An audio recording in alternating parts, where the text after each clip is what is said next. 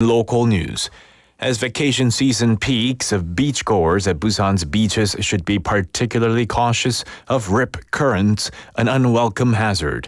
According to Haeundae District Office, since the opening of Haeundae Beach earlier this month, it has been closed 10 times due to rip currents and high waves. Rip currents occur when hot water brought to the shore by waves rapidly flows back towards the sea, creating a dangerous pull. This phenomenon, known as reverse waves, can drag swimmers out to deeper waters, posing a significant risk of drowning. The district office and fire authorities monitor rip current warnings daily and implement safety measures accordingly. A prominent Busan startup festival, Bounce 2024, will take place at Bexco on October the 1st and the 2nd. Busan City and the Busan Center for Creative Economy and Innovation announced on the 30th today that they will host the Bounce 2024 and are recruiting startups to participate in the meetup zone for one-on-one consultations with large and mid-sized companies until August the 21st. Participants in the meetup zone will include 23 major and mid-sized companies and 9 public institutions headquartered in Busan. The Busan Biennale Organizing Committee said today that various promotions will be available for tickets to the 2024 Busan Biennale, which opens on September the 17th. From August the 1st to the 16th, the second phase of early ticket sales will offer a 20% discount.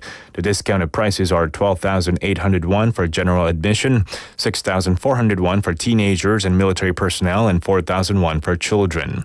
Additionally, integrated tickets linked with the 15th Gwangju Biennale will be on sale. In international news, Donald Trump has agreed to be interviewed by the FBI regarding the assassination attempt at his rally in Pennsylvania earlier this month. The FBI did not specify a date for the interview, but described it as a standard procedure for crime victims. The FBI stated that they want Trump's perspective on the incident.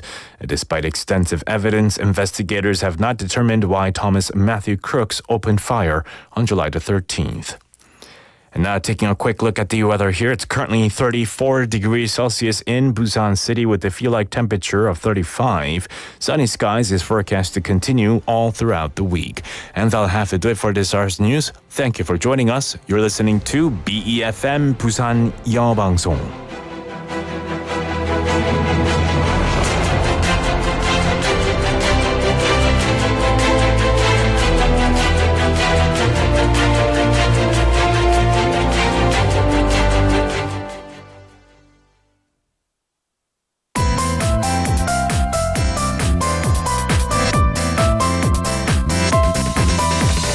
Your best choice. BEFM Busan 영어방송. Coming up next is 2 p.m. Reboot with Casey McKeever. BEFM Busan 영어방송.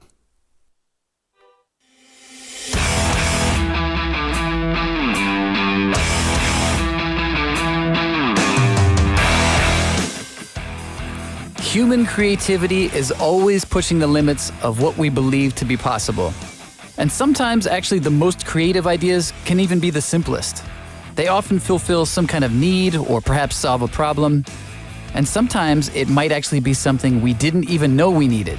Did we see the smartphone coming? I don't think so. Today, we're going to look at some new ideas that are helping us to deal with a problem that may not go away anytime soon: garbage. It's Tuesday, July 30th. This is the 2 p.m. Reboot. Let's get it started.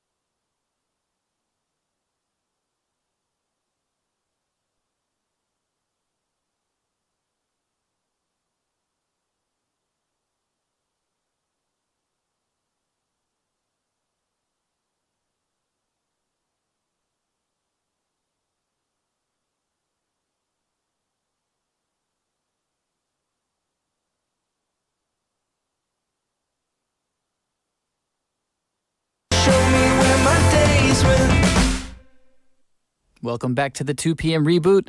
I'm your host, Casey McKeever. You just listened to the song You Show Me Where My Days Went by Wallows. And you're listening to us live, of course, in the studio in Busan on this Tuesday afternoon. And I got a good afternoon already. Thank you, Choi Hee-suk-nim. Good afternoon to you. I pretty much can count on a good afternoon from you every day. I thank you. Thank you so much for that. You're listening to us here on BEFM 90.5 in Busan and 103.3 FM in the Gijang, Jeongwan, and Noksan areas. In Seoul, we're broadcasting on TBS EFM 101.3 FM, and in Gwangju, we're on GFN 98.7 FM. And thank you for joining us wherever you might be today. It is definitely a hot one here in Busan, and I assume much of the country as well. So definitely try to stay cool out there for sure, right? The temperatures are unbelievable today.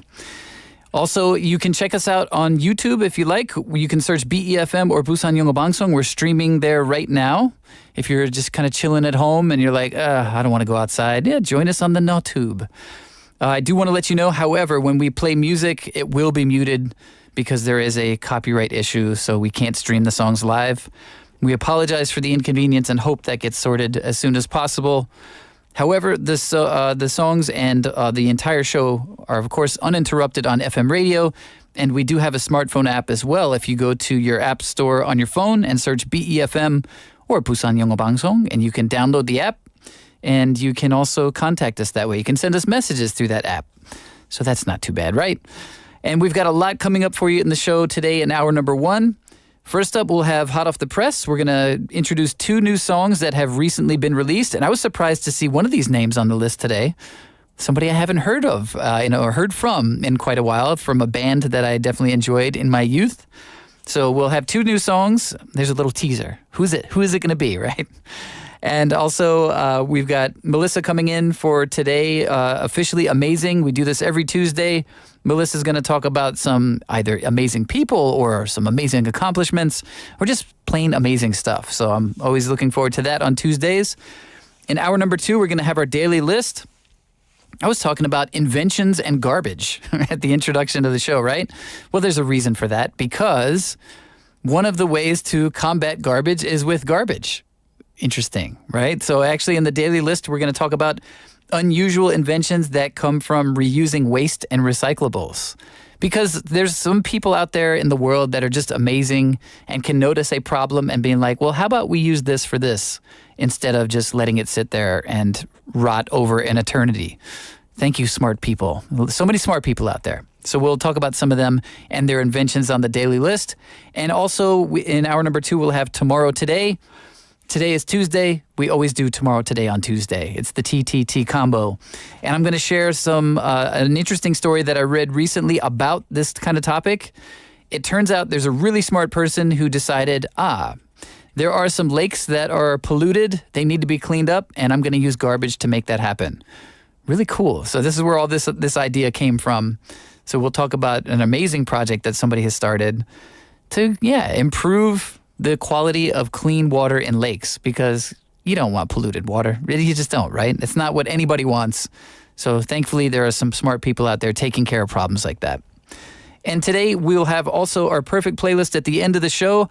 Our theme for this week is songs about the moon. So we have 2 more songs, and one of these is my personal favorite album of, I'm going to say 1991. I'll have to search that to see if that's the right year. But it comes from one of my favorite albums, one of the first CDs I ever bought. Hint, hint, it's a song about Andy, what's his name? The comedian. I can picture he was played by Jim Carrey in a movie. Oh man, Andy something. Can anybody think of that? He's a very famous comedian who was kind of off the wall, kind of wacky, and they made a movie about his life, and the same title as the song. So that'll be on the perfect playlist today. And also, I'll be checking your messages throughout the show, so feel free to tell me how you're doing today on this Tuesday. It's definitely a hot one, so maybe you can let me know what you're doing to stay cool. And you can also weigh in on my question of the day. What is the greatest invention ever?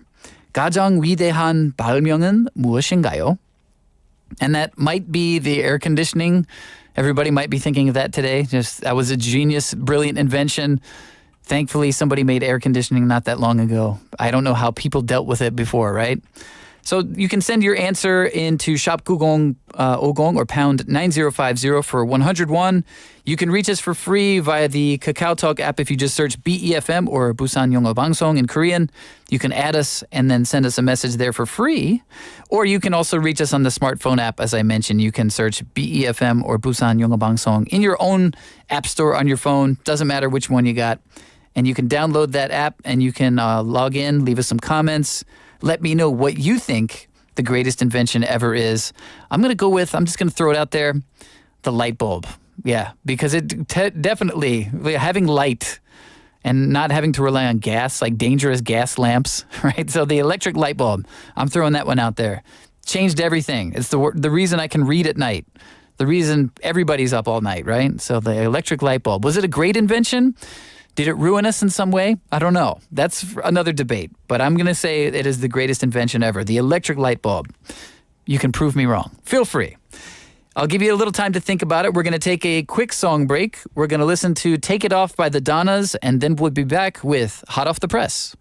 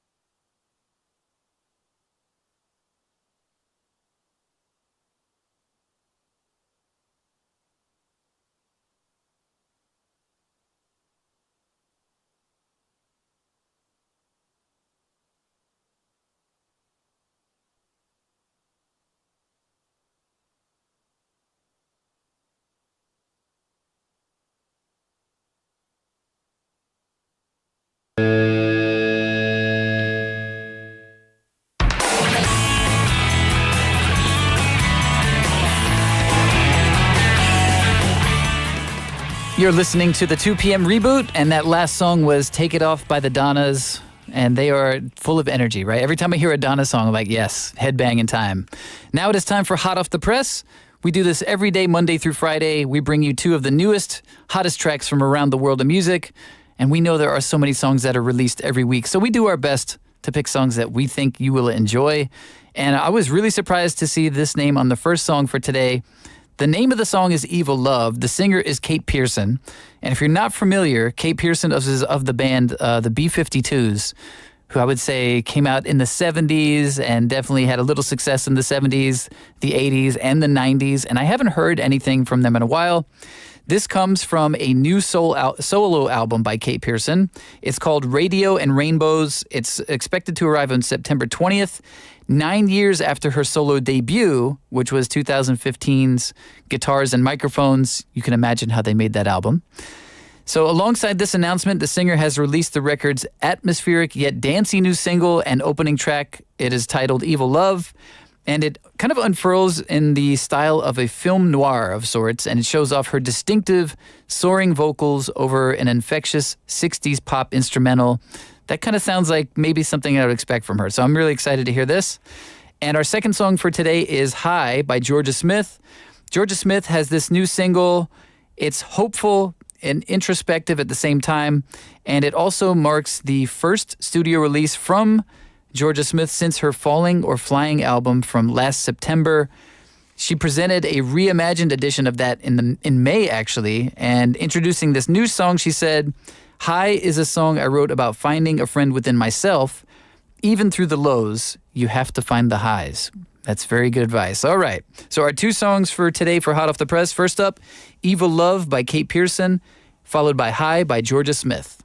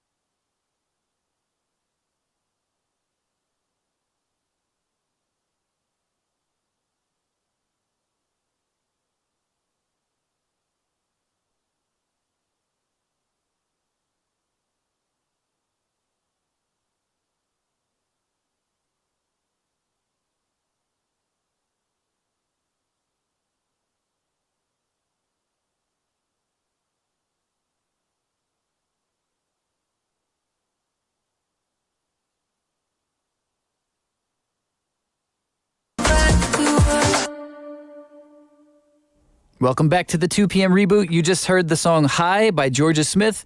And before that was Evil Love by Kate Pearson. And those are two new songs that are on the hot off the press list for today.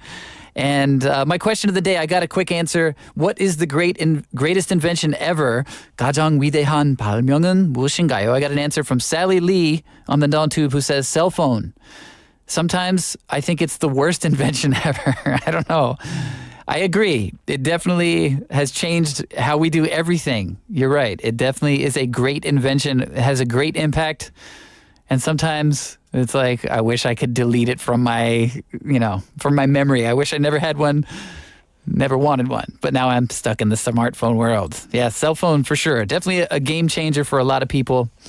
And Choi Hee-suk Nim saying, since I'm doing housework, I think the washing machine is the greatest invention. And I really don't like hand washing. Yeah, for sure. Oh my gosh, yeah, doing laundry by hand. Doing dishes by hand, I'll do it. You know what? I'll throw on some headphones, listen to some tunes, especially around like 11 o'clock at night when nobody else is up. Sure, I'm okay with that. But washing clothes by hand, oh, I've had that experience before. It is the worst. So, washing machine, another great addition. If you have something that you think is the greatest invention ever, just hit me up. Send me a message at 샵 9050 or pound 9050. It'll cost you a little, 101. You can reach us for free on KakaoTalk, or we also have a smartphone app you can find on your app store. For both of those, just search BEFM or 부산영어방송, and you can contact us that way as well. So let me know what you think the greatest invention ever is. It's always hard to answer the greatest, right? But I've already got two great answers, so well done. We're going to take a quick break, and I'm going to ask Melissa what she thinks is the greatest invention ever.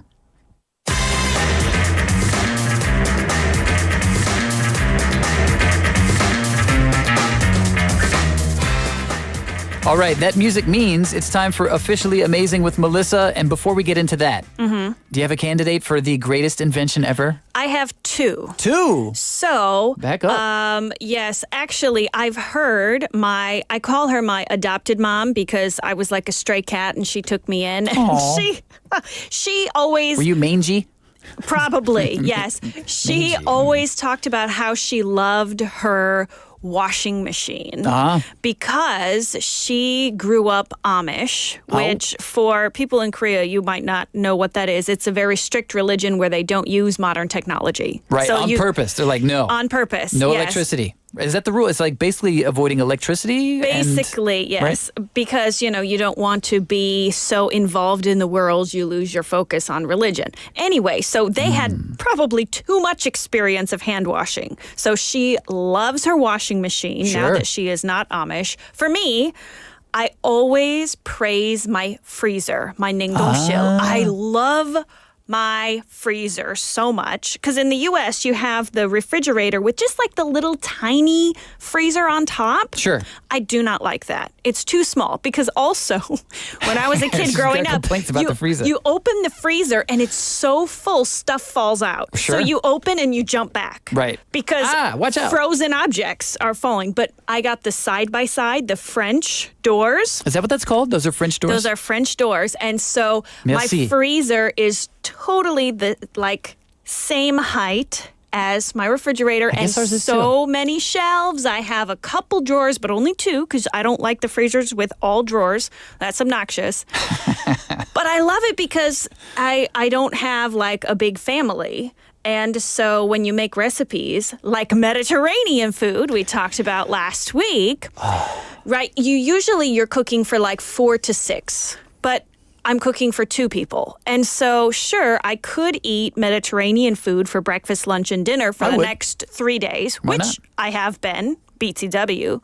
Nice. But it's so much nicer to just separate, put it in the freezer, and then later you're like, oh, wow, I don't have to cook. I got this in the freezer. I love it. I love my freezer so much. It's amazing. I love it. Okay. Favorite thing. I agree with both of those. Now you have to pick one. I don't know why I'm doing this to you, but I'm going to be mean. You have to choose one. You can only have a freezer. You can only have a washing machine. Which one do you pick? Freezer. Yeah. Easily freezer. Because for the washing machine, I mean, theoretically, if you have a big enough bucket, I'm thinking like when you do the huge washing boards? kimchi making, Right. get one of those buckets Kimjang. and just like soak everything. And probably I would just be lazy and do minimal scrubbing. But yeah. Just get the spots off, right? I mean, who really Right, cares? get the spots off, and then and make sure they don't smell. Right, I would be lazy. I would be lazy. But freezer, non-negotiable. Can you imagine if it was this kind of hot summer, and we're back in? When did they not have freezers? In probably 1800s, because before I'm gonna then say 100 they years. had like kind of modified freezing systems. They had Not- ice blocks. Yes, they had Like a ice big blocks, box. and They they had an had ice box. kind of like clay pots and Oh, true. basements and whatever. Right. But the modern freezer, perfect. You might have convinced me. I love I think it. freezer is now at the top of my list, the greatest invention ever. I'm very easily convinced, though. Okay, to you're be very honest. easily swayed. The next answer could probably completely change my mind, but I like it. Washing machine, freezer, cell phone. I'm going with freezer too. That's Okay. that's the greatest so far. Yes. Yeah, it beats mine was electric light bulb. Okay. Well, I mean, we're night people. Yes. We've discussed this previously. We need so that light bulb. Night people do need a light bulb. There are candles. Yeah, that's true. I've Although tried that's that, though. dangerous. Dangerous, and really you can't see that well. But That's okay, true. I'm taking all your time. I'm so sorry. Because actually, we're here for Officially Amazing today. Mm-hmm. So what are we going to talk about today? Mediterranean food? No. Freezers? Well, We did. related We covered things. The Olympics are in full swing. I'm wearing my Olympic shirt today. Pyeongchang. Look at you, yeah. 2018. Yeah. But wasn't it the Winter Olympics? This was winter. But, Olympics is Olympics. Yeah, I hear you. It's the So, same spirit. It's the same spirit, world the competing. same excitement. Right. So I wanted to talk about some of the drama of the games so far, of which there are many issues. I've been reading a little bit about that. Yes. Which drama are you going to go to? Okay, so let's start with an issue that was brought up right before the games. It was when the captain and score leader of the Japanese gymnastics team, gymnastics is Chejo, by the way, 19-year-old Shoko Miyata was sent home from the games. You said gymnastics is what? Chejo? Chejo. In Korean? Yes, Okay, in I learned Korean. something new. Thank you. Yes. Chejo. Okay. All right, so that was the first thing I was like, wait, say what? Okay, so I got the Chejo part. And now the score leader of the Japanese gymnastics team, or Chejo team, Yes. was sent home for what? So it is somewhat drug related Oh, no. for Japan. Uh-oh. So for the picky United States and WADA, which we talked about that 2 weeks ago, the Right. Olympic anti-doping organization, it is Right. not a drug issue. Oh, it's not. But for Japan, it is. Why? So the gymnast was caught smoking cigarettes and drinking alcohol. What is he, an Oasis? So The band, I meant. So her coach, who is Mutsumi Harada, she said Shoko's actions were reckless, but stated Shoko acted this way to deal with the stress of the Olympics. Because again, she is the captain, she is the score leader. So it's a bad image. Yes, she's the reigning Japanese national champion, the 2022 world champion on balance beam. So, I mean, there is no doubt a lot of pressure on her. Sure. And she resorted to using cigarettes and drinking some alcohol to try to deal with that stress. Yes. I mean, I guess, okay, one thing that the team might be concerned about is, like, you don't want that image out there of your top athletes smoking and drinking to send a message to younger athletes or up-and-coming athletes. Right. I get Right. that. But is it actually, there's nothing illegal, right? Right, because the drinking age in France is 18, as in is most the of the world. smoking age, right? Right. So that means Shoko, she did not break any French laws. Right. However, in her home country of Japan, both the drinking and smoking age is set at 20. So meaning if you were to enforce Japanese laws abroad, Shoko could be in trouble. But I see. in this case, it was not a national legal issue, but rather a violation of the Japanese Gymnastics Association rules. So this had a lot of non-Japanese gymnastics fans really upset. And to be honest, I have no idea how. the Japanese fans feel about this, but My guess is they're not happy about it because that's Right. like their top scorer, right? Yes. So there goes a lot of chances for the team. absolutely. Yeah. The team, they lost their captain, but Japan did qualify for the team final on Sunday. Very interestingly, they did not use an alternate to replace Shoko. They competed with only 4 instead of 5 gymnasts. I don't know why they did that. It And seems can you do that? It's Okay. possible. It seems unnecessarily kind of harsh To on the themselves, yeah. remaining 4, but they did not use an alternate. They sent them in with 1 athlete less than every other team. They still made it into the team final, which will take place Korea time 1:15 a.m. So Are you gonna watch? We'll see what happens. I'm still debating. Am I going to stay up until 1:15, watch it until it'll be maybe 3 or 4 a.m. when it ends? Oh, yeah, right. This is I'm- going for a while, huh? Yeah, I'm debating. Okay. Well, while Big you debate that, possibility. I do have a question. Was there any kind of disadvantage for that? Like, if you have one, you can tell I obviously don't know anything about gymnastics. I didn't know Chejo. I don't, you can take a look. Totally okay. Okay. So the other teams had 5 competitors. Yes. Participants, whatever you want to go with. By doing that, are they kind of putting themselves at a disadvantage for their overall score? So is it like even that much more remarkable that they made it into the finals? So it's not necessarily a disadvantage for their overall score. Okay. Because for qualifications, how it works is you have to have 4 athletes compete and you take the highest 3 scorers. I see. So they still have the ability to drop the score. But the main area we're concerned about then is you've got 4 competitors competing on all 4 events, which usually is not the case. So you run the risk of tiring out event specialists. So usually I see. there are some athletes who only compete on 2 events, not the full 4. Right. So those people are potentially more tired out and not at their peak performance. But, I mean, the team, they did very well. They were strong. So we'll see. All right. Well, there you heard it right there from our Olympics gymnastics specialist, Melissa. Thank you so much. And actually, the other thing I was thinking about, right? So obviously, Shoko is not thrilled about she actually sent home. Yes, she's not in Paris at all. Oh, wow. Totally not in the country. So I'm assuming that was a big disappointment to her. And I like you said, you're not sure how the Japanese fans feel about this. I'm assuming a lot of people are upset about that as well, right? But I'm sure that's not the only drama going on. I haven't even heard about this. So this is new to me. I was like, oh, I didn't realize.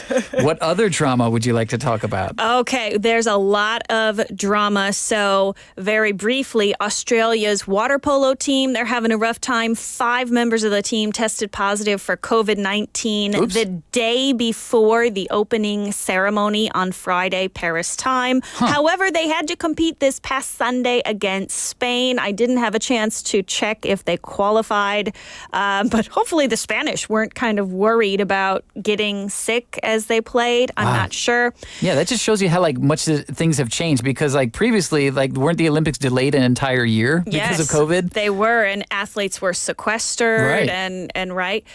Meanwhile, this was a big story. Australia's neighbors, New Zealand, they also got involved in some drama when it was revealed that Team Canada's soccer analyst sent a drone over the New Zealand soccer team's practices, not once, but twice, to try to get some inside information about their playing strategies. So my guess is Team Canada's soccer analyst, in his opinion, the greatest invention ever would be the drone. Probably. Right. He's like, wow, look what I can do with this thing.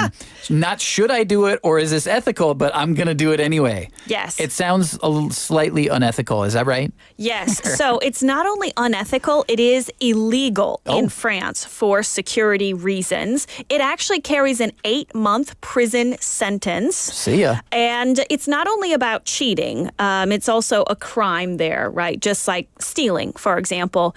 Oh, and right. then Jean Valjean, I know. Don't take the bread. steal the bread. Don't. Right? Les Yep. Miserables. Nope. That's the whole nope. plot. We don't do that. 20 years, right? Right. And this drama. Look down. Sorry. I love it. It escalated when then it's number 8 ranked Canada. They went on to beat the number 28 ranked New Zealand women's soccer team on Thursday. Again, even before the Olympic ceremony was held. And so many people question whether that was a fair win considering this high-tech spying that the Canadians did. It throws everything into question right now for me about Yes. Canada. I don't know if I feel safe buying maple syrup anymore. Right? It's surprising. No, it just, it tarnishes that like... it's the Canadian team because, when we think of stereotypes, which are obviously not always correct, but Of course not. Canada is generally squeaky clean. They haven't been involved in at least no recent doping scandals. We talked about the Chinese and Russians a couple weeks ago, right? Canada doesn't have that image, but this is some high-tech cheating scandal they are now embroiled in. Well, according to Jack Kim, he's saying on the NawTube here, due to Canada's team spying on the New Zealand team, 6 points will be reduced in a penalty. Oh, so there is apparently some penalty. They do have a penalty of points. Okay, because that's apparently what we got on the tube. Yeah. I There you believe go. it. Already 2 people have been fired. It was their assistant coach and that analyst involved. So this is a big deal. Oh, man. So that's a bummer. Yeah, that sounds like too much drama. Save the Yes. drama for your mama. That's what I always say, right? Yes. But with things we need to know, of course. So I appreciate that. And I tell you what, this is a good spot to take a quick song break. Yes. What song did you bring today? What have we got? This one, I love it. It's very dancey, gives us some course it energy. Of course it is. This is Masked Wolf with Astronaut in the Ocean.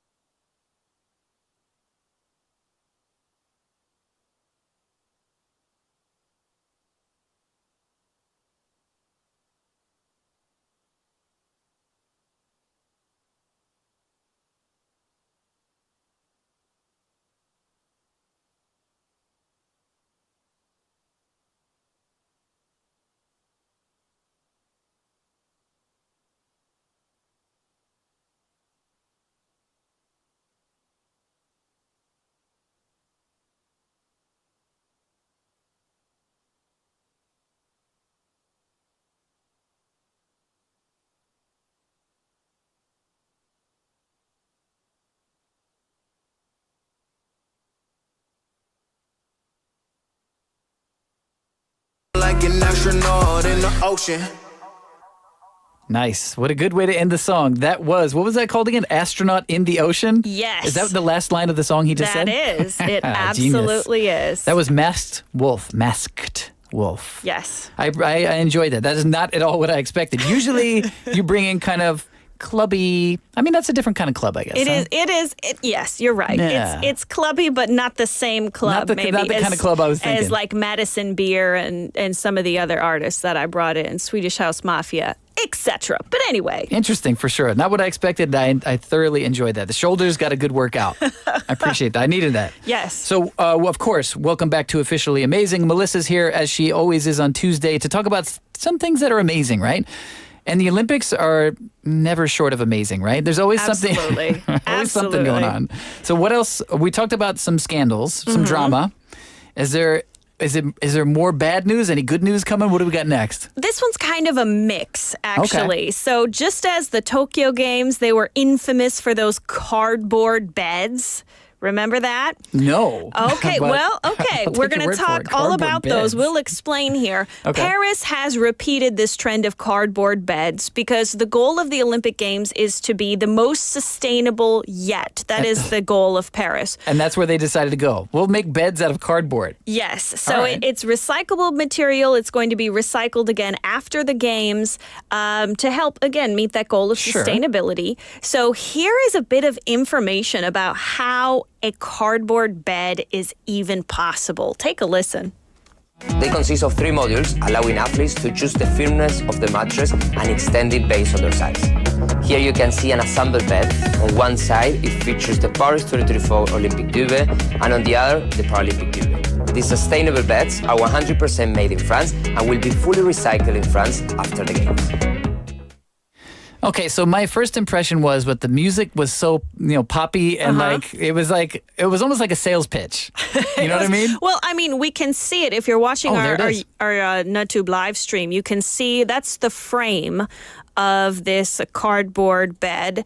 And a main feature here that's interesting because you have a wide variety of athlete sizes. I mean, think about Simone Biles, who is like 4 feet something, right? And making headlines, by the way. Yes. Ever since you brought her up last 2 weeks. What, last week? Was that last Yes. week? Yeah. So she is extremely short, kind of like an elementary school student height. And then you've got people like LeBron James, right? Well over He's 2 a meters. bit tall, yeah. So you do need to have adjustable bed sizes so Okay. that, athletes don't have, unnecessarily short beds. These are fully adjustable. Okay, so that's a good thing. Yes. Okay. That is a good thing. 'Cause I was expecting, when I hear cardboard beds, I was not expecting good. But that was totally a sales pitch. He had like the up-tempo music and he was like, the firmness.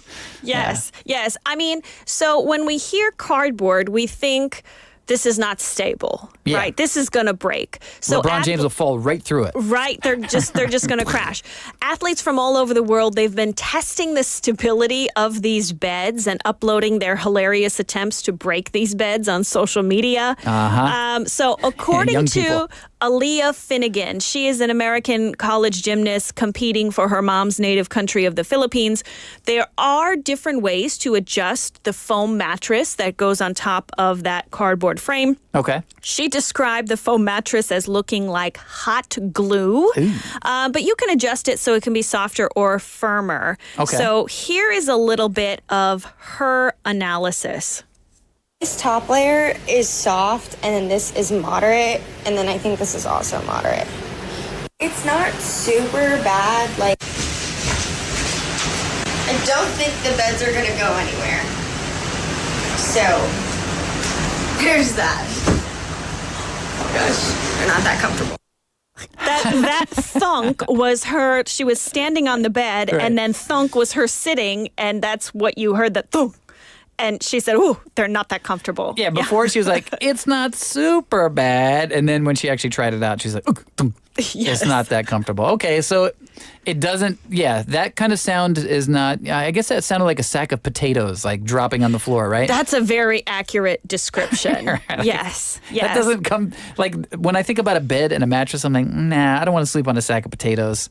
So, Yes. okay, perhaps not the most comfortable, but, I mean, it sounds like they won't break because they're trying to break them. Right. They will not break. An Irish gymnast, Why he are they was trying to break? famously doing flips on his, and he said, these beds being, unstable and all these negative things, it is untrue. It's fake news. So the beds are very stable. But do you know what's not stable at the Paris Olympics? Any guesses? People. The food supply. The food supply. Yeah. Oh, no dear. That's not good because they need food for a lot of people. Absolutely. So it's not all food they're short on. Here's a quick clip from Canadian broadcaster CBC. They took a live walking tour of the biggest cafeteria. Maybe you'll be able to figure out what they're short on. So, biggest cafeteria, it's feeding the world's best athletes right now. You know, we're in a country where gastronomy is so important, and they have made food at the very center of these Olympic Games. So, coming into what is, they're calling, the world's largest restaurant. Hello, how are you? Hi, no problem at all. They are serving food around the clock, 40,000 meals a day. They've got them into very special groups, 4 different groups: French, Asian, African, Caribbean, and world. And that's what they feel will be satisfying for everybody. Salad bars going. They have food that is 80% local. It is 60% vegetarian, again, in keeping with that sustainability goal. You know, there's one area where breakdancing and 3x3 basketball and also BMX cycling, that area, Place de la Concorde, it's entirely vegetarian. That's a first for any Olympic Games. Okay, so it sounds like there's plenty of veggies there, right?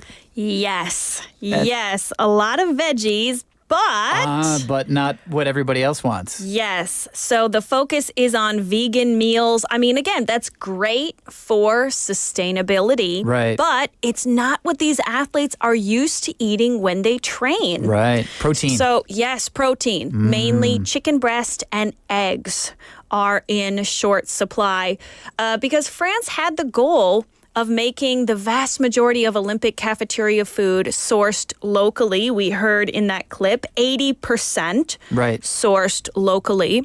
So applause for that. Yes, but applause for that.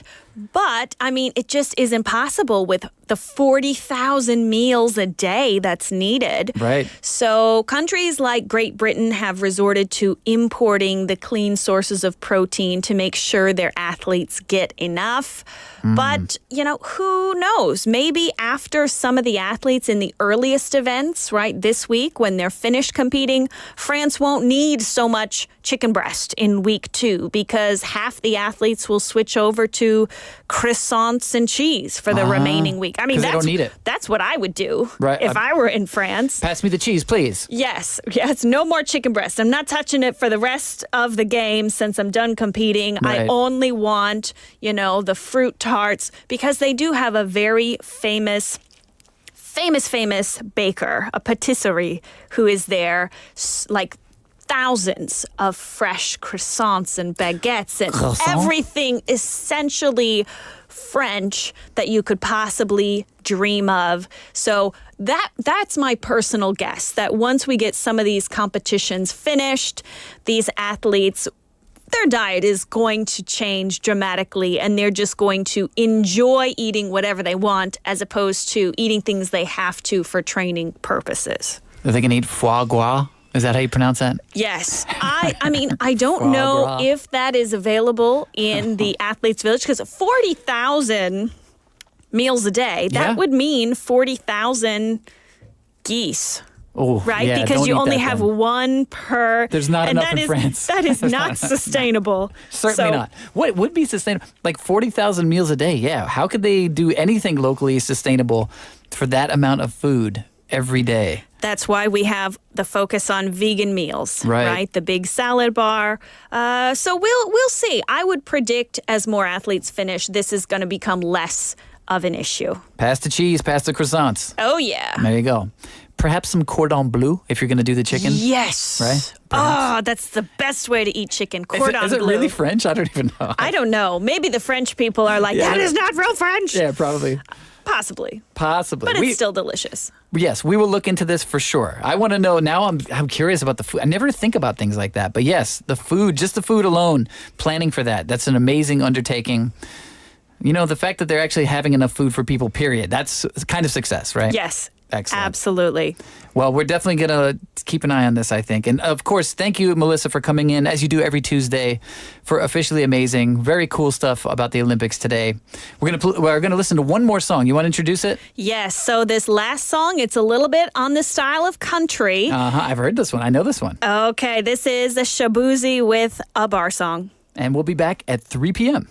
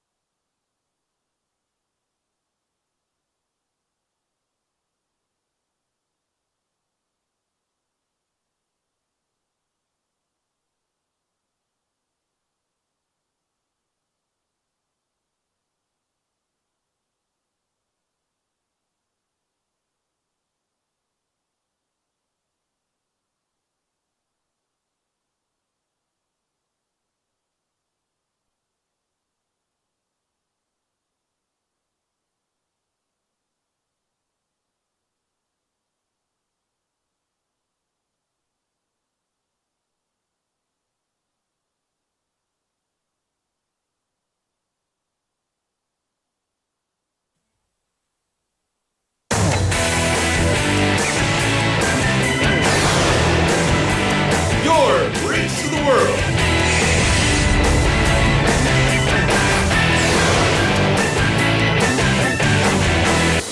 BEFM 부산 영어방송.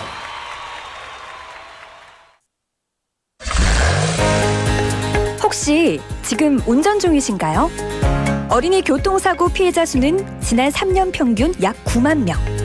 특히 어린이 보호구역 안전 기준이 강화된 이후에도 어린이 보호구역 내 사고는 지속적으로 발생하고 있습니다. 스쿨존에서는 반드시 시속 30km 이하 서행, 스쿨존 내 불법 주정차 금지, 차량 출발 전 앞뒤 좌우 살피는 습관으로 어린이가 안전한 도시를 만듭니다. 참, 운전 중 휴대전화 사용은 모두에게 위험합니다. 우리 모두를 위한 교통안전, 나부터 실천하면 모두가 안전해집니다. 어린이가 안전하게 뛰어놀 수 있는 부산. 아이 키우기 좋은 도시는 우리 모두의 미래이자 희망입니다. 이 캠페인은 어린이가 안전한 부산을 만드는 은행, B&K 부산은행과 함께합니다.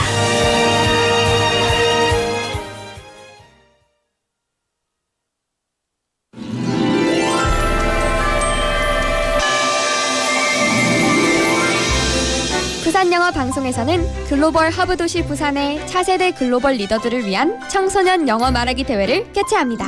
BFM has organized the English Speech Contest for the next leaders of the global hub city, Busan. 전통이 숨쉬는 문화교육 특구, 동래구의 청소년 홍보대사들이 이야기하는 세계 속의 도시로 발돋움할 동네는 어떤 모습일까요? From the inspiring stories of the final 10 students of Dongdaegu, one of the representative cities in Busan, we can draw the future of Dongdae as well look forward to the bright future of a global hub city, Busan. 치열한 예선을 거쳐 선발된 최종 10명의 본선 대결. 그리고 참가 학생 모두가 함께 도전하는 팀 대항 퀴즈를 통해 지역 청소년들이 꿈꾸는 동네와 부산의 미래를 그려봅니다. We invite you to the Dongdaegu English Speech Contest with BFM, the finals. 8월 24일 오후 2시 부산교육대학교에서 열리는 부산영어방송과 함께하는 동래구 영어 말하기 대회에 여러분의 많은 관심 부탁드립니다. This event is hosted by Dongdae District Office and organized by BFM, 부산영어방송.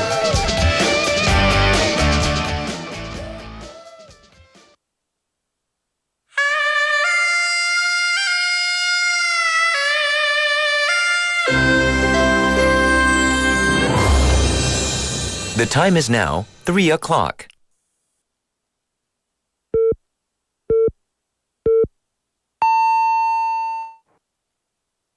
Things things we lost.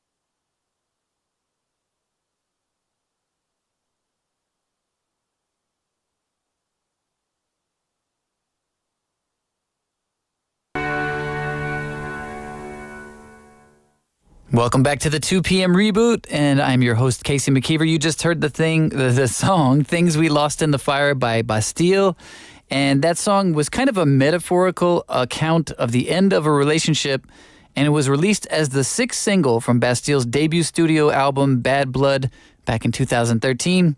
There was an accompanying music video that was actually shot in Lithuania, and it's in this video you can see the frontman Dan Smith kind of going through this dream full of symbolism.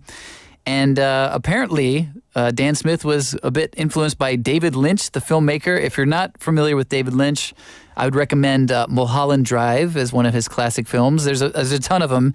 His movies are weird and very dreamlike. According to Dan Smith, for me, it really touches upon all of the Lynchian things that I always bang on about. It's a kind of dream narrative that gives the impression of a story rather than actually telling one, wow, that's straight Mulholland Drive. Exactly that movie. I'm just really happy with some of the shots in it, and it'll be interesting to see what people think. And if the song is any indication, I would definitely be interested in checking out the video for sure. We're coming to you live in the studio in Busan on this Tuesday afternoon. You're listening to us on BEFM 90.5 here in Busan and 103.3 FM in Gijang, Jeongwon, and Noksan areas. In Seoul, we're broadcasting on TBS EFM 101.3 FM, and in Gwangju, we're on GFN 98.7 FM. And thanks so much for joining us. I got a bunch of comments about Melissa's segment there. Officially amazing. A lot going on with the Olympics, as always. Daily Scotty chiming in about the cardboard beds. Anytime I hear cardboard in bed, I think, oh, that's a shame. Daily Scotty saying, no wonder why USA basketball team booked the whole hotel for themselves. I don't want to sleep on there. Yeah, I can imagine. Here's your cardboard bed. Now go do your best performance as an athlete. Yeah, that sounds a little bit tough, right? Good luck sleeping on that, but apparently at least you can't break them. So there is that. There is some kind of advantage to the cardboard frame, I guess was the idea, and the hot glue mattress, as it turns out. So I guess sometimes the plans don't go accordingly. You know, people are like, people are going to love this. It's all sustainable. It's better for the environment. And then people actually see it. They're like, oh, well, not quite. But sometimes this is actually what we're talking about today, especially on the daily list today.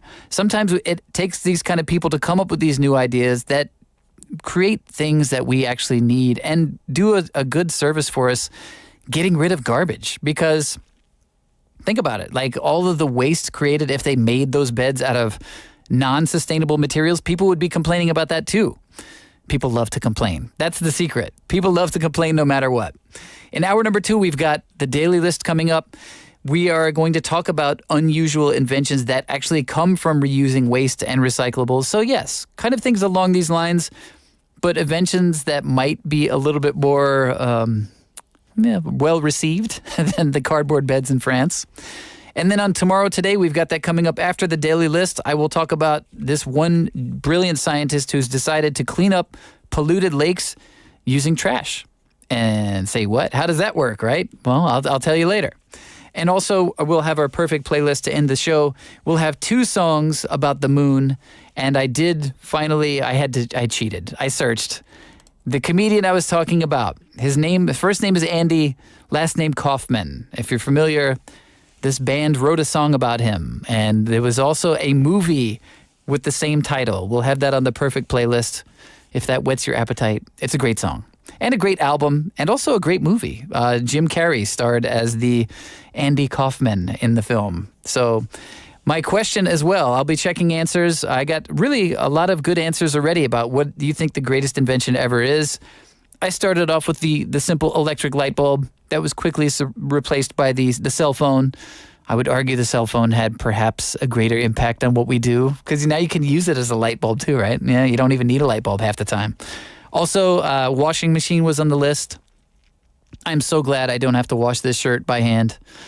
Trust me, I don't think I would do a very good job at it. And also, Melissa's idea was, what was hers? Oh, the freezer, right? The freezer. That's where we keep the food, right? And you got to keep it long term. The fridge won't do. You got to throw it in the freezer. So what do you think is the greatest invention ever? 가장 위대한 발명은 무엇인가요? You can reach us here at 샵9050 or pound 9050 for 101. You can reach us for free on the Kakao Talk app or our own very own smartphone app. You can search either of those. Just look for BEFM or 부산영어방송, and you can comment on the show that way. You can also reach us on the NoTube as well. A lot of comments going on there. And Jack Kim saying thanks a lot for the previous segment. You're quite welcome. It was a pleasure. It's always a pleasure. And I am so happy to be your host every day. I appreciate it as well. We're going to take a quick song break. We're going to listen to the song Icy Blue by Honas, and then we'll be back with our daily list. Goodbye.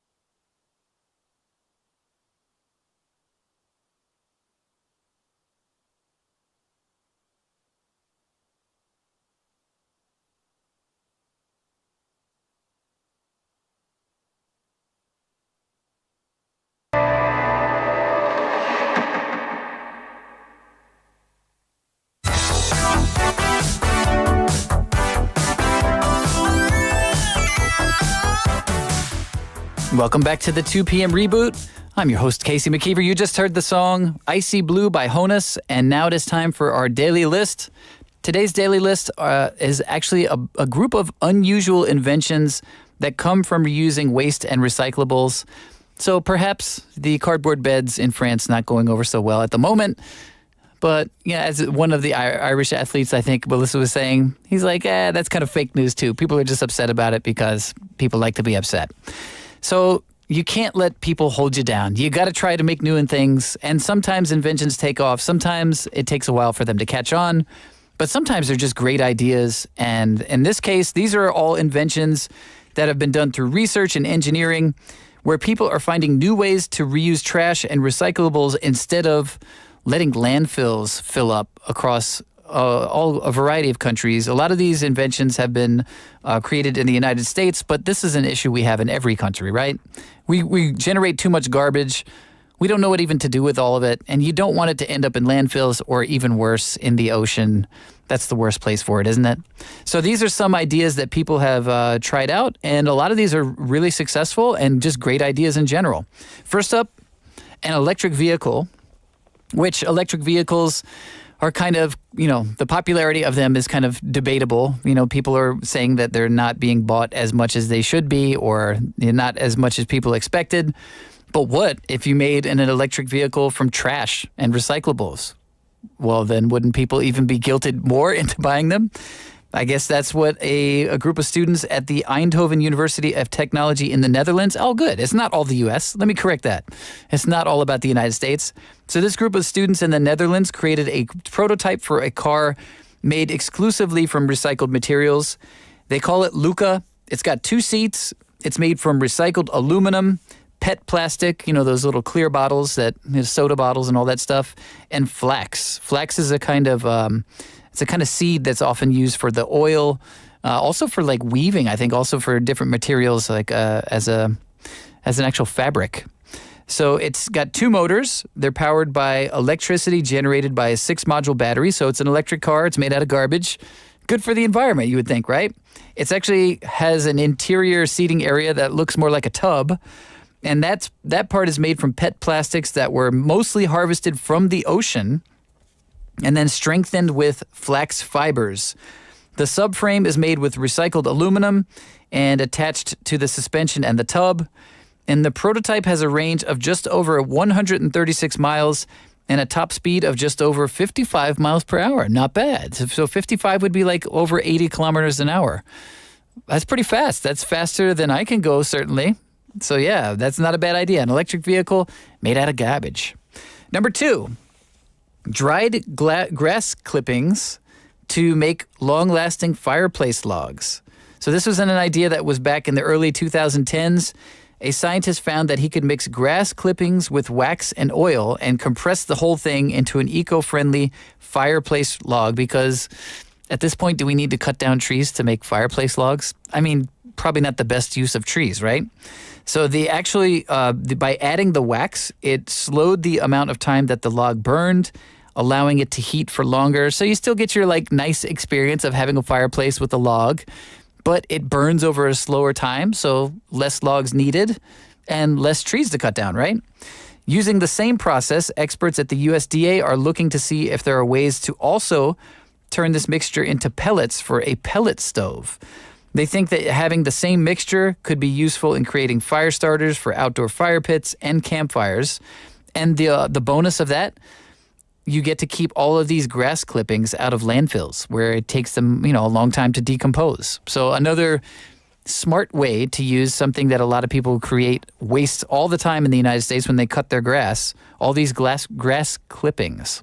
Say that 3 times fast. Number 3, paving roads with plastic. So this is something that's been tried out in California. They are trying to experiment with reusing plastic bottles to create the asphalt on California's Highway 162. They need special machinery that basically grinds up 3 to 6 inches of the existing asphalt, and then they mix it with this melted recycled plastic and then use that mixture to repave the highway. So another kind of recycling going on is using the existing asphalt as ready. That's kind of a genius idea too. So California is starting with a 3-mile stretch of the highway to see how it goes. Tests have shown that the recycled materials help the asphalt last up to 3 times longer than traditional asphalt. If it's successful, highways across the United States could be paved with plastics that people commonly recycle. So that's a smart idea because asphalt is something really not good for the environment anyway, right? If you're going to have it, might as well make it last longer, right? Number 4, chemical additives turning plastic bags into glue. This is something that people at the University of California, Berkeley, have discovered as a way to take polyethylene plastic and turn it into a long-lasting adhesive. Polyethylene is that type of plastic that's commonly used to make those plastic shopping bags that are oh so annoying. Researchers added a chemical group to the polyethylene, which converted it into an adhesive, and that can stick to all kinds of materials, including metal and water-based latex paint. So that sounds like a useful glue coming out of these paper or plastic bags that people just leave all over the place anyway. That sounds like a genius idea. Number 5, recycled plastic turned into clothing. A lot of clothing manufacturers have started using recycled plastics into threads used to make clothing. The company Patagonia is one of them. The company found that using these PET plastic bottles, they could actually blend with other fibers to create a lightweight, quick-drying fleece for pullovers and winter clothing. Other companies such as Rothy's also use recycled plastics to create lightweight waterproof shoes. And because the plastic fibers wear down after repeated washings, special care is actually needed when cleaning the items. So researchers are currently looking into ways to get the plastic strands to last longer when washed and dried, but it is likely that the item will still last longer than it is needed. So when it breaks down and can't be worn, some stores are actually starting recycling programs where you can send the worn clothing to be turned into new fibers and then start the process again. Number 6, this one makes me a little bit nervous, but hopefully they know what they're doing. They're using recycled wine bottles to make bridges in Montreal, Quebec, Canada. One construction firm is in the process of building a pair of bridges using finely crushed glass from more than 70,000 empty wine bottles. They mix that glass powder with cement to help increase the cement's strength and lifespan. And at the same time, it's basically finding a place for all of these thousands of wine bottles that otherwise would probably end up in a landfill. And one of the things that make the glass bridges stand out is that the products used during winter storms, the de-icing products, will not degrade the glass. Over time, when they use like de-icing products like salt, it damages the concrete, right? So this is why it's expected that these bridges will have a much longer lifespan due to the glass being added to them. That's a pretty good idea then, because they probably use a lot of de-icers, I guess, in the winter there, right? And number 7, our last one for today, styrofoam insulation used to prevent drafts and to keep the heat and cold in houses. So a lot of companies have looked at ways to use unwanted styrofoam packaging materials to insulate houses. One company in Ohio actually invested in machines that break up the styrofoam materials and form them into bricks that can then be stacked within the exterior walls of a house. And this is insulation that actually doesn't break down easily. And styrofoam is obviously already an excellent insulation material, just people didn't realize it would be used for inside a house, right? So there are actually some curbside programs starting to accept styrofoam to be recycled for that purpose. And if you can't recycle it that way, there are other ways that you could check into your local waste district to see if they accept it as well, because there's so much styrofoam packaging that we have to get rid of, right? So it's nice to know that it will actually be used for something positive. All right, and that's going to do it for today's daily list. These were unusual inventions that came from reusing waste and recyclables. We're going to take a quick song break. We're going to listen to Under Your Wings by Giant Rooks, and then we'll be back with Tomorrow Today. Another day.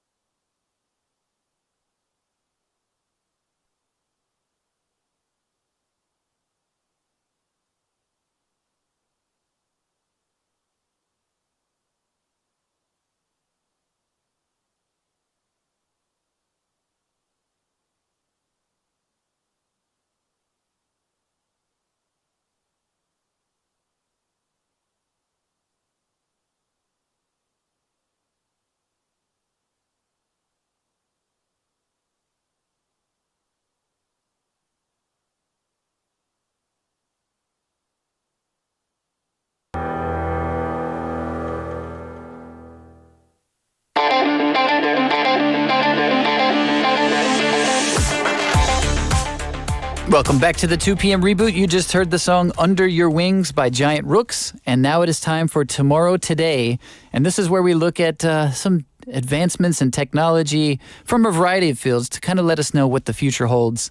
And this story is kind of what piqued my attention about, and just thinking about recycling and using garbage for, a variety of purposes, but also like to kind of create a better future.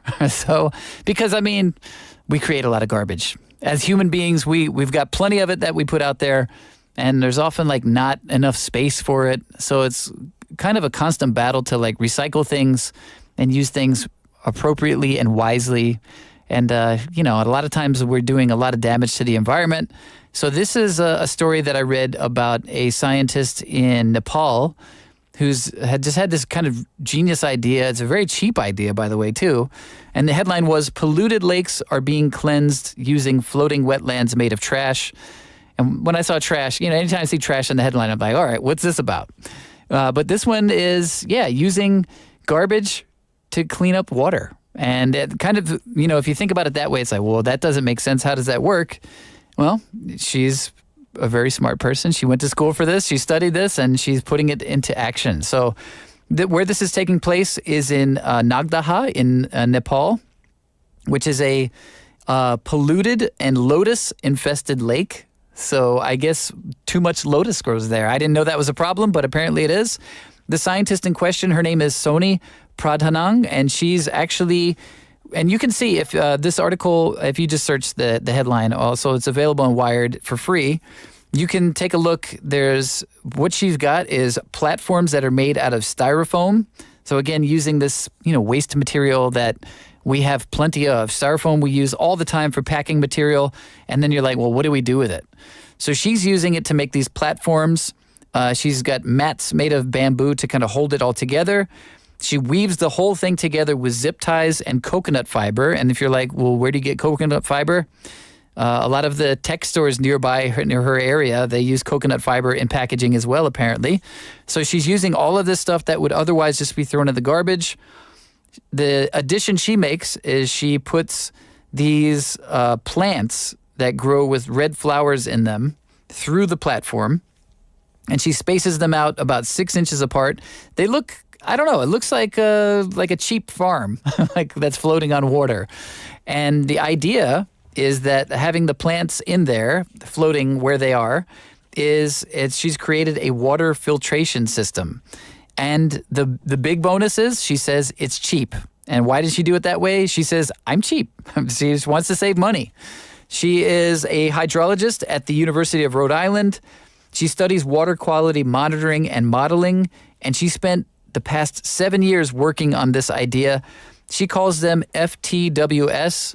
That's not any kind of profanity. It stands for Floating Treatment Wetland Systems. And yeah, basically what she's created is like 4 by 6 foot buoyant platforms that are topped with plants. The roots of the plants actually submerge into the contaminated water. And you can kind of tell by looking at the lake, the quality of the water is not the best, right? So something had to be done. So she decided to use these plants, and by floating them on these panels, the roots, when they go into the water, they suck the pollutants into their stems and the leaves as they grow. So they're removing the pollutants slowly. In turn, they leave behind dissolved oxygen, which is captured during photosynthesis. And that oxygen gets into the water beneath the surface and supports life there. Because with all the pollution, a lot of the animals and plants that were in the lake already were not doing well. So they needed that clean oxygen source as well. She hopes 2 things will happen with these platforms: that they will cleanse the waters and also recycle garbage in parts of the world where budgets for both of those things are a big concern. Like cleaning water takes a lot of money, getting rid of garbage takes a lot of money. So she's kind of putting these 2 ideas together and seeing how that will work. Pradhanang is also the chief scientific technical advisor to the Small Earth Nepal, which is a Kathmandu Valley-based research and community engagement group. They've spent around 5 years building, testing, and implementing the first known trash-based wetland water cleansing systems in these polluted water areas of Nagdaha. And what's all the pollution coming from? It's a lot of high concentrations of nitrates and phosphates due to agriculture, due to urban runoff. And according to Pragnahang and the Small Earth Nepal, they're actually also operating sites with collaborators in Ajmer, India, and Dhaka, Bangladesh as well. So this is a project they're hoping to not just, keep it local. They want to try it out, make sure it works, and then introduce it in other places as well. And the floating treatment systems aren't huge, by the way. So each mat is about the size of a full-size mattress, even a cardboard mattress, perhaps. But the idea is they can connect them to form clusters to treat larger areas of water. So it's kind of like a modular idea, right? So you build like this small thing, and then you can make as many of them that can be easily installed to fit whatever area you need them in. And in the Nagdaha area where they were first tested, the FTWSs have been bobbing lazily for about 2 years now. They've just got 5 of these clusters that they've made. Each of them have 8 platforms. And according to the Small Earth Nepal, they say that these systems have significantly reduced concentrations of nitrates, heavy metals, and phosphorus in that particular lake. So it seems to be working. And Pragnahang has actually always kind of been looking at South Asia for her water quality projects. As I mentioned, she was a scientist and student at the University of Rhode Island, by half a world away, right? But she was born and raised in Kathmandu, Nepal, and she really understands intimately the water challenges that people are facing there. That includes pollution in lakes and rivers as well. And it's for all sorts of different reasons. It could be from sewage, from industry, from agriculture, from having limited water treatment facilities, and people using the same water for multiple surface or purposes, right? So it could be used for everything from washing clothes to bathing. So before that she started this floating wetland project, Pragnahang was working with local farmers and foresters in Nepal to address their water needs in the face of climate change. She says, "My roots are back there. I'm sort of automatically drawn towards the community that I've been a part of."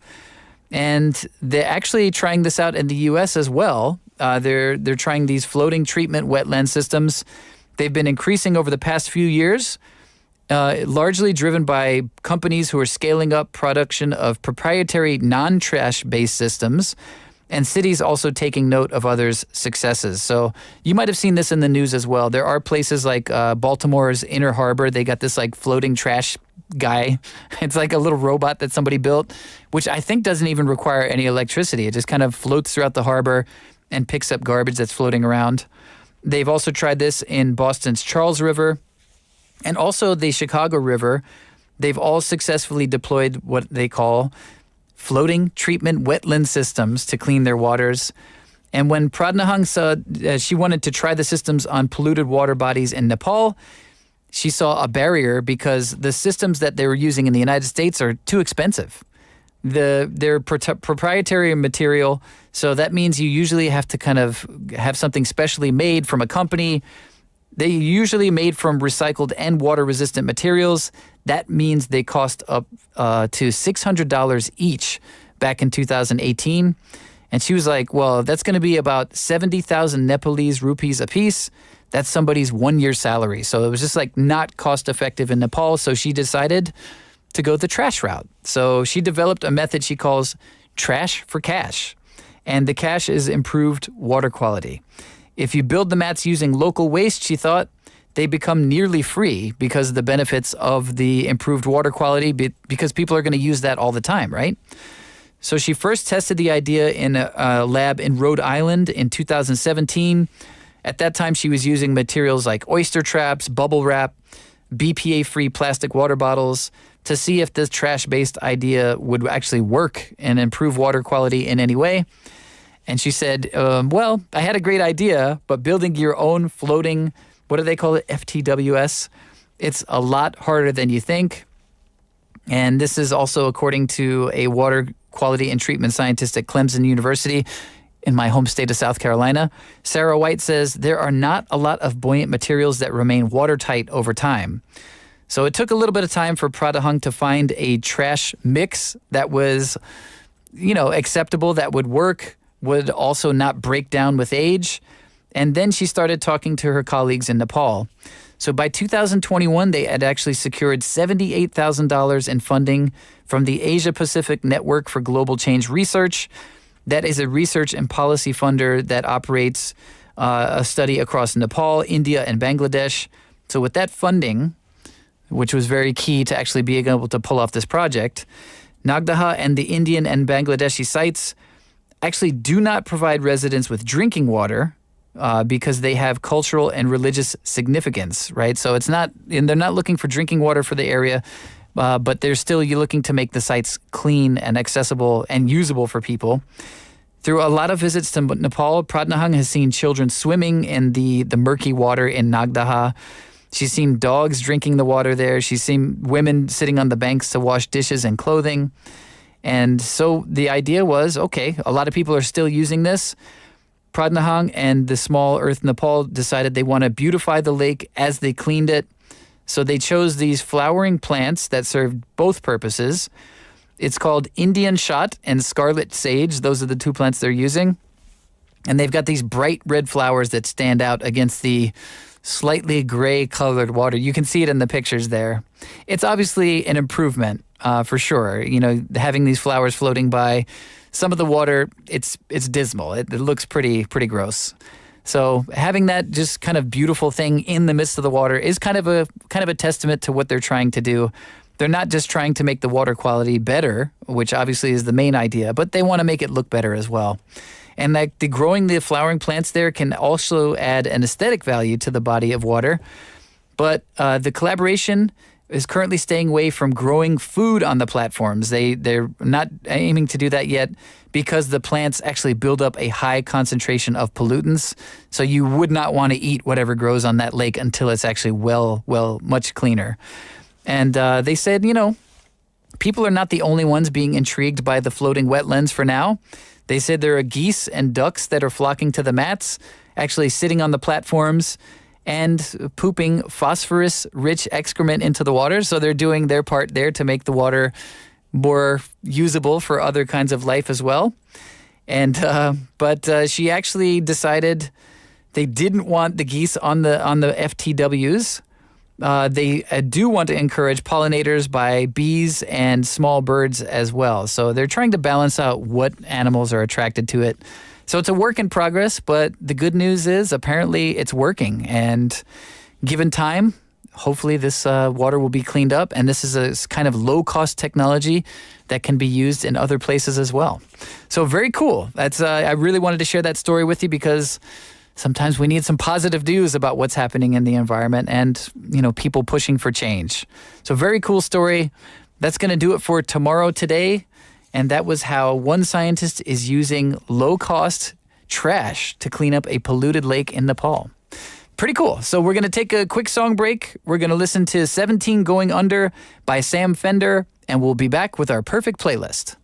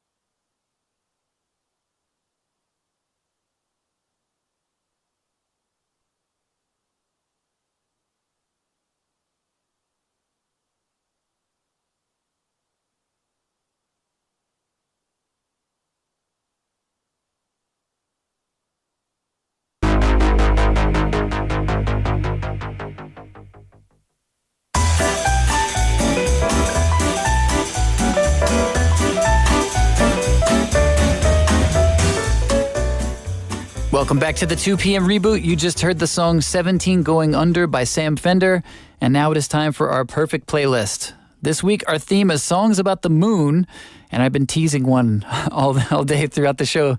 Our first song is the song Man on the Moon by REM, and this comes off of their 1992, I had to correct myself, 1992 album, Automatic for the People. I think it was the first CD I ever bought. And it was one of the best, actually. And this song is on there. It was inspired by the late comedian Andy Kaufman, who apparently didn't think of himself as a comedian. He thought he was a quote-unquote song and dance man. Definitely an unusual performer for sure. And when he was a teenager, the lead singer of REM, Michael Stipe, saw Andy Kaufman perform on Saturday Night Live and has said he was a huge influence ever since. And like some other REM songs, the lyrics are loaded with reference. This one has all kinds of people and things mentioned in the song. Mott the Hoople, Life, Monopoly, Twister, Risk, Checkers, Chess, 21, wrestler Fred Blassie, Elvis Presley, Moses, Sir Isaac Newton, and Charles Darwin. You'll probably catch all of those things there. And the song was actually used as the title for a 1999 movie about Andy Kaufman, which starred Jim Carrey. REM did the soundtrack and included the song Man on the Moon. Our second song for today is Moondance by Van Morrison. And Moondance was actually Van Morrison's title song on his third album, also called Moondance, in 1970. The song was recorded by the Northern Irish singer and songwriter and debuted 2 months later after it was released in 1970, where it reached number 92 on the U.S. Billboard Hot 100 and number 91 on the U.S. Cashbox Top 100. It is the song that Van Morrison plays most frequently in concert, and it is definitely a familiar song for me. So this might be one you've heard before as well. Our two songs for today's perfect playlist. First up, Man on the Moon by REM, followed by Moondance by Van Morrison.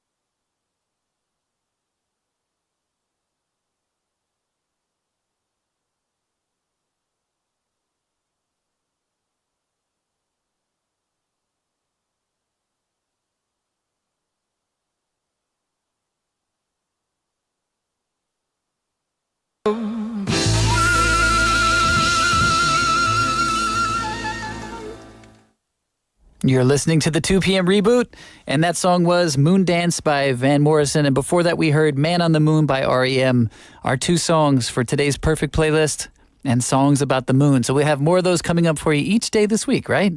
So many cool songs about the moon. I didn't even realize, but I've been looking through a list. There are tons. I'm excited to see which come up tomorrow. And I guess it's time to say goodbye for today. We got to wrap up the show. I've enjoyed being your host, Casey McKeever. We're going to play one last song, New Radicals, You Get What You Give, and stick around for Your Busan.